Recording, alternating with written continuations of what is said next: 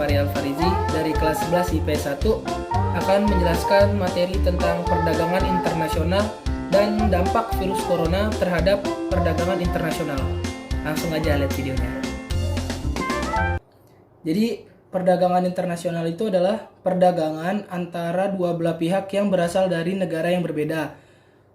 Berdasarkan pada perjanjian yang telah disepakati bersama, pihak yang melakukan perdagangan ini dapat berupa individu, perusahaan, atau pemerintah. Nah, jadi perdagangan internasional itu adalah perdagangan antar dua belah pihak yang berasal dari negara yang berbeda. Misalnya Indonesia sama Jepang, Jepang sama Cina, kayak gitu. Nah, terus teori perdagangan internasional itu terbagi menjadi dua. Yang pertama, teori keunggulan mutlak. Teori keunggulan mutlak ini menyatakan bahwa perdagangan internasional akan memberikan keuntungan pada negara yang dapat memproduksi dengan harga yang lebih rendah dibandingkan dengan harga yang ditetapkan di negara lain. Nah, contoh teori keunggulan mutlak tuh kayak gini nih misalnya nih. Nah, berikut adalah tabel tentang teori perdagangan internasional yang mutlak. Di sini ada dua benda, buku dan pensil. Terus ada dua negara, negara A dan negara B. Nah, negara A itu mampu memproduksi 5 buku per jam. Sedangkan negara B mampu memproduksi 2 buku per jam.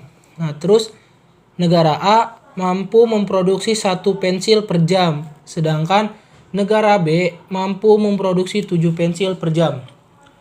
Karena negara A memiliki efisiensi dalam memproduksi buku, sementara negara B memiliki efisiensi dalam memproduksi pensil, maka perdagangan antara negara A dan B akan memberikan keuntungan jika A menjual buku dan B menjual pensil. Nah, terus yang kedua ada teori keunggulan komparatif. Berdasarkan teori ini, meskipun suatu negara tidak memiliki keunggulan mutlak dalam memproduksi barang, negara tersebut dapat melakukan perdagangan internasional pada barang yang paling produktif dan efisien untuk diproduksi. Contoh teori keunggulan komparatif kayak gini nih misalnya nih. Nah, kalau yang ini adalah tabel tentang teori perdagangan internasional yang komparatif. Di sini juga ada dua benda, buku dan pensil. Terus ada negara A dan negara B. Negara A mampu memproduksi 6 buku per jam, sedangkan negara B mampu memproduksi 2 buku per jam. Terus negara A mampu memproduksi 3 pensil per jam, sedangkan negara B mampu memproduksi 2 pensil per jam. Jika kita lihat pada dasarnya, negara A memiliki keunggulan baik dalam produksi pensil maupun buku. Meskipun demikian, biaya relatif pensil yang diproduksi di negara A lebih besar dibandingkan negara B. Misal gini, 1 pensil di negara A sama dengan 2 buku di negara A. Sementara 1 pensil di negara B sama dengan 1 buku di negara B. Oleh karena itu, negara A dan B dapat melakukan perdagangan dengan A memproduksi buku dan B memproduksi pensil. Nah, terus kita lanjut ke bentuk perdagangan internasional. Bentuk perdagangan internasional ini terbagi menjadi 3. Yang pertama, bentuk perdagangan bilateral. Bentuk perdagangan bilateral adalah bentuk perdagangan antara dua negara. Ya kayak misalnya Indonesia sama Jepang, Indonesia sama Amerika, kayak gitu, saling impor dan ekspor gitu. Terus yang kedua ada bentuk perdagangan regional. Bentuk perdagangan regional adalah bentuk perdagangan yang dilakukan oleh negara-negara di lingkup kawasan tertentu. Misalnya kayak negara-negara di ASEAN atau negara-negara di Uni Eropa. Terus yang ketiga itu ada bentuk perdagangan multilateral. Bentuk perdagangan multilateral ini adalah bentuk perdagangan antar negara tanpa dibatasi kawasan tertentu. Jadi bisa negara mana aja gitu, nggak harus di negara ASEAN atau di Uni Eropa semua misalnya Indonesia sama Amerika itu bisa gitu, nggak harus di ASEAN atau di mana. Nah, terus Ada faktor pendorong perdagangan internasional. Yang pertama itu ketersediaan sumber daya alam yang terbatas. Yang kedua, perbedaan faktor produksi. Yang ketiga, untuk memperoleh keuntungan. Yang keempat, keinginan untuk memperluas pasar. Dan yang terakhir, keinginan untuk bekerja sama dengan negara lain.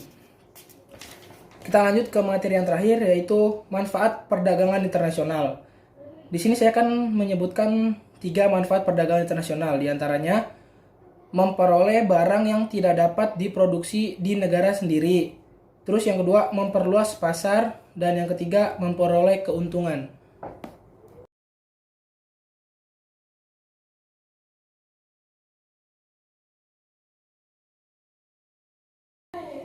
Oke, sekarang kita akan membahas dampak virus corona terhadap perdagangan internasional.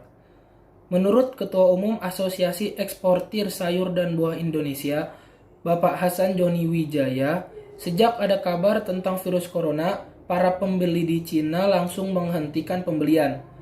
Para eksportir buah yang paling menangis adalah mereka yang melakukan penjualan atau pengiriman barang dengan skema CNF, cost atau cost and freight. CNF tuh kayak COD gitu, barang datang baru bayar. Terus bahkan ada yang sudah mengirim barang di kapal, namun di tengah perjalanan terjadi pembatalan. Tak hanya impor, beberapa produk ekspor Indonesia ke Cina juga berpotensi melemah. Secara otomatis, negeri tirai bambu tersebut akan mengurangi jumlah permintaannya. Terlebih lagi secara global banyak pabrik di Cina yang mengurangi produksi karena penduduk tidak bisa bekerja akibat virus COVID-19 ini. Nah, jadi karena adanya virus COVID-19 ini, banyak pegawai-pegawai pabrik yang tidak bekerja, sehingga membuat ketersediaan barang-barang ekspor dan impor tidak bisa dilakukan. Pada kenyataannya, tidak semua produk impor mengalami penghentian. Impor elektronik sampai saat ini masih berjalan, kecuali hewan hidup dan buah-buahan. Larangan impor ini diambil untuk mengantisipasi penyebaran virus corona dari hewan. Pasalnya, penyebaran virus yang menewaskan ribuan orang di Cina itu diduga tak hanya melalui manusia saja, melainkan juga hewan.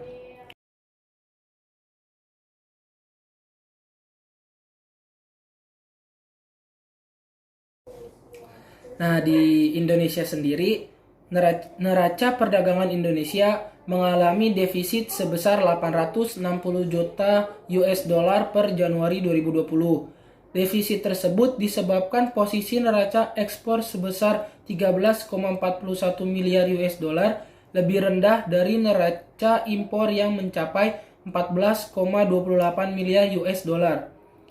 Berdasarkan nilai impor, tercatat total nilai impor non-migas dari 13 negara selama Januari 2020 adalah sebesar 9,67 miliar US dollar. Angka tersebut turun 3,14% dibanding Desember 2019.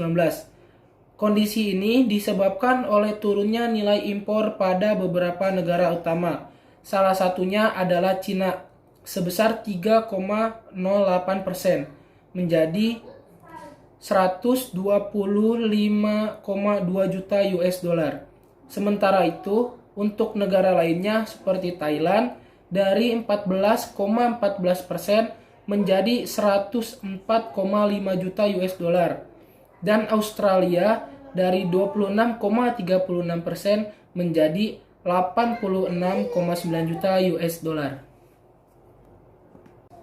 Nah, itu tadi adalah materi tentang perdagangan internasional dan dampak virus corona terhadap perdagangan internasional. Saya Andira Gifari Alfarizi, kurang lebihnya mohon maaf. Wassalamualaikum warahmatullahi wabarakatuh.